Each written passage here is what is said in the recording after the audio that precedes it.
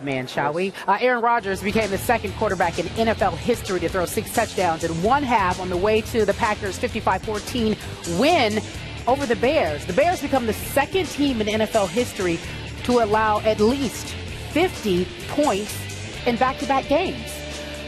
Stephen A., you watched that game last night. Where do the Bears go from here? Skip Bayless, Kerry champion. I'm not joking. I would fire everybody.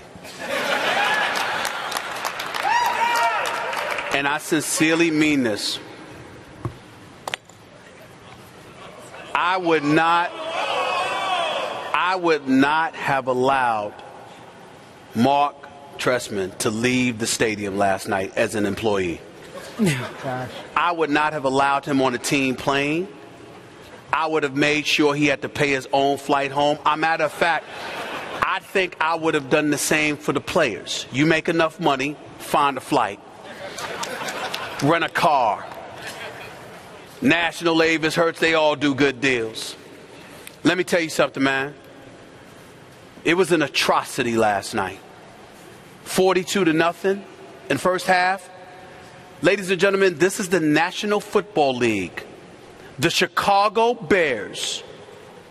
The Chicago Bears, this one storied franchise, has been outscored in the first half of the last 2 games, 80-7. They are an abomination. They are a disgrace. And as far as I'm concerned, nobody, Phil Emery, gone. General manager, got to go. You sold your soul. It's one thing to let go of Lovie Smith, because remember, I was right on this show, and I said that Lovie Smith needed to go. 3 playoff appearances in 9 years, even though one of them was a Super Bowl berth. I never once said he shouldn't be a head coach again. But I do believe, Skip, that there comes a point in time when your time is up. It doesn't mean you can't coach. It doesn't mean you can't do even though that year they went 10-6. I'm just saying that it comes a point in time. You knew what the mandate was, and you didn't make the playoffs, period. But there comes a point in time where it's not about your ability. It's just that there's a time you need to go, because you need to go somewhere else, because there needs to be a different voice. This is not that case. It's a level of incompetence that's incredibly alarming. You look at Trestman and his coaching staff, they seem completely clueless. And you look at this organization, they sold itself. This is Chicago. This is the Windy City. You can't predicate your success on offense. It's about defense. And Mark Trestman never had a defensive background. You brought him here to try to institute and implement some kind of high-powered offense. How is that going to work for you when you could throw a football in November or December, and the football might be like a golf ball with me swinging it, where it goes straight and then to the right or to the left, hitting people's windows and all of this other stuff? You can't have that. Your success can't be predicated on that. You've got Matt Forte. You've got Brandon Marshall. You've got Alshon Jeffrey. You've got Martellus Bennett. You've got a decent, at least, offensive line. You've got brothers on the offensive side of the ball who can play. And that's your signature, your streak, and you look clueless doing that.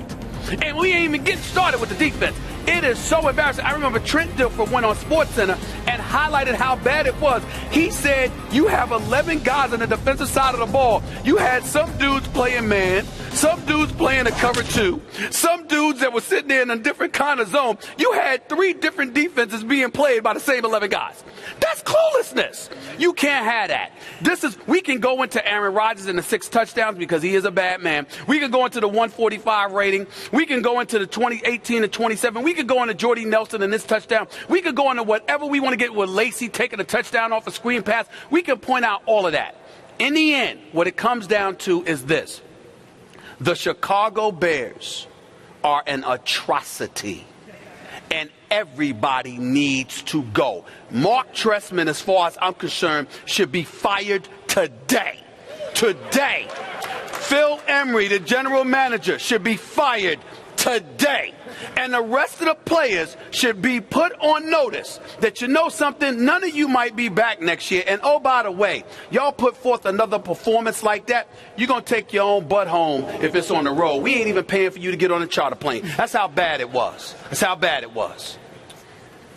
As you know, I was at the Chicago Tribune as their columnist for several years, so I have a pretty good feel for Bears history. That's right.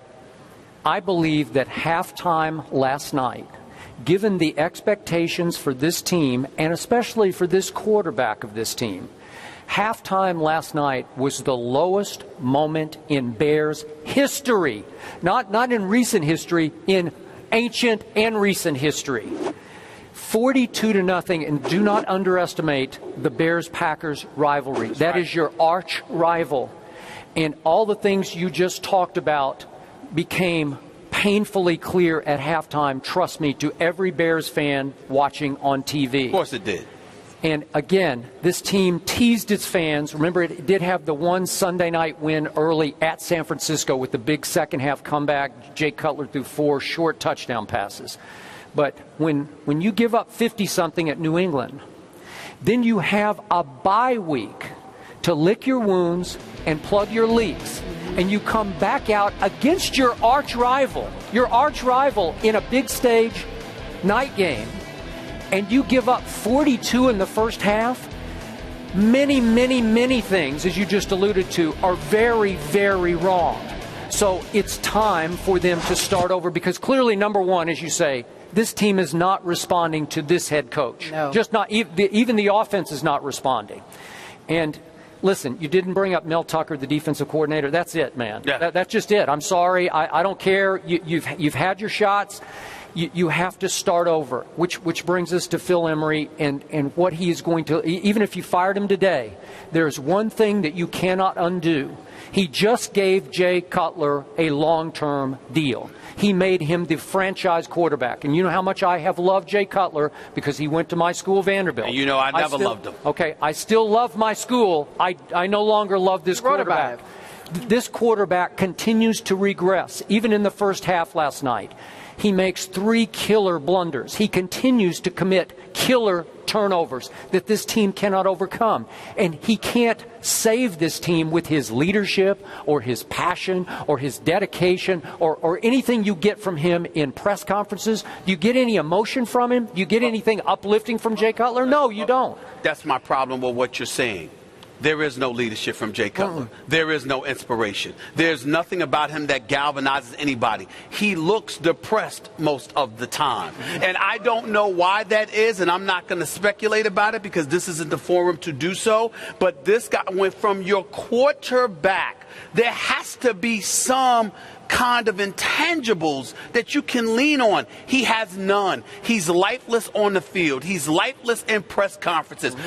Damn it, his outfits look lifeless. Everything about this dude looks lifeless. And to me, the fact that you gave him money as an executive leads me to believe that you are not fit for the job, because you are supposed to do your homework. The most important position on the football field.